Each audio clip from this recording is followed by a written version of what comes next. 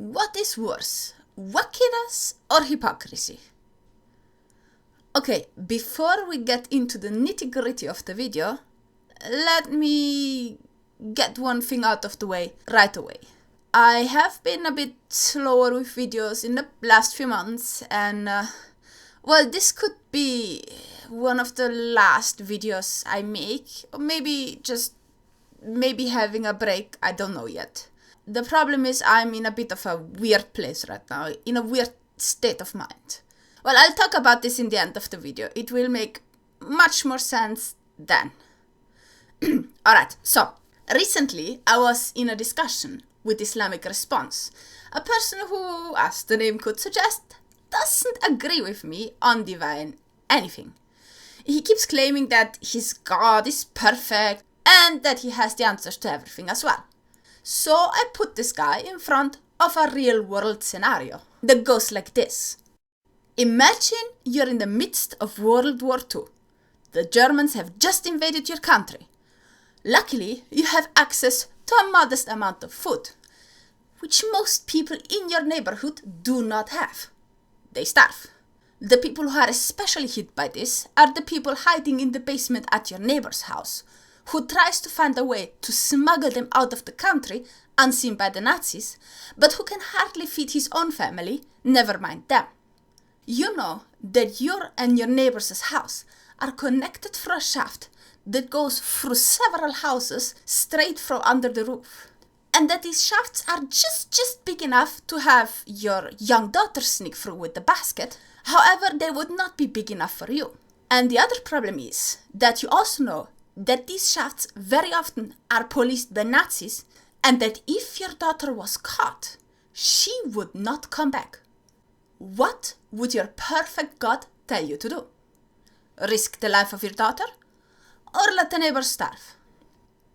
He of course had no real response and kept dodging by saying that since God is perfect and humanity is sinful and flawed, there is no need for perfect God to have a reply for that.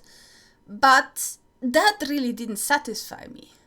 And the reason why is because this is an actual real story. The girl that was sent through this shaft was my grandmother. And the woman who sent her through it was her mother, my great-grandmother. So this is not just a made-up story. And it's not just a real story either. It is a story that directly affects me. My existence is directly tied to these people and to these people's choices.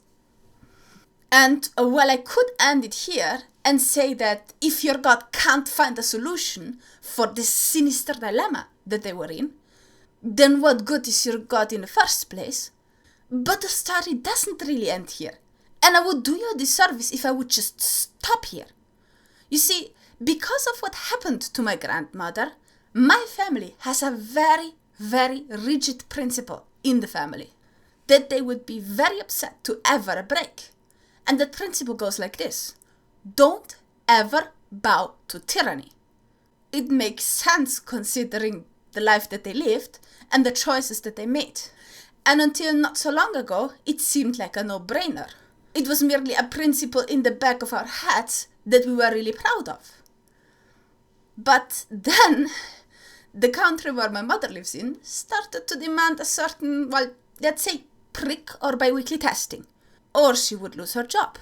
They also kept dialing up the rhetoric against people who didn't get this prick.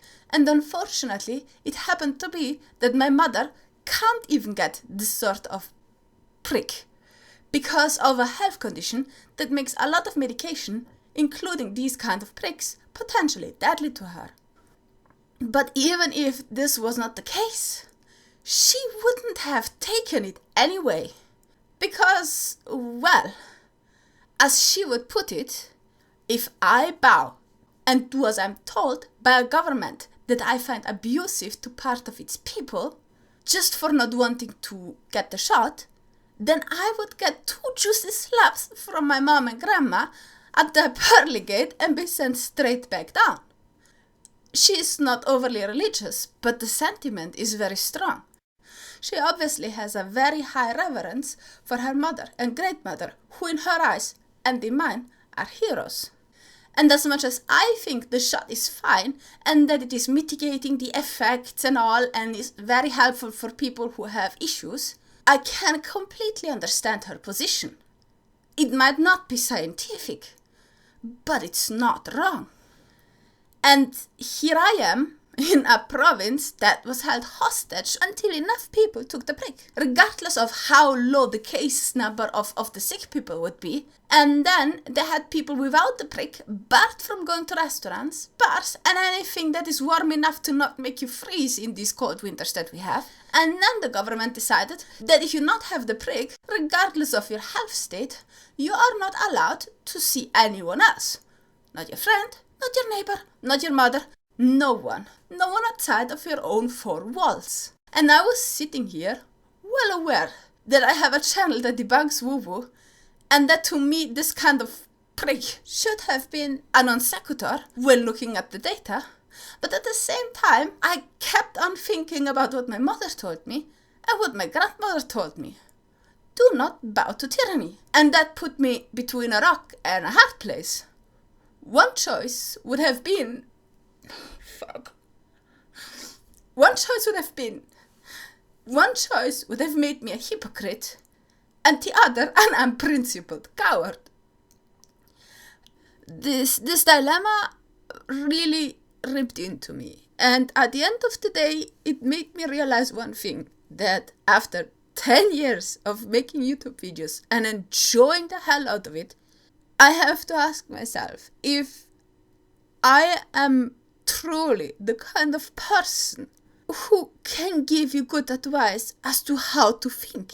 Because now that I got into this very, very awkward situation myself, where it was hard to figure it out, I felt like my brain failed me. And so what good am I to you if I can't even help myself? But I would like to ask you all a question. What would you have done in my place? And for Islamic response, I have a different question.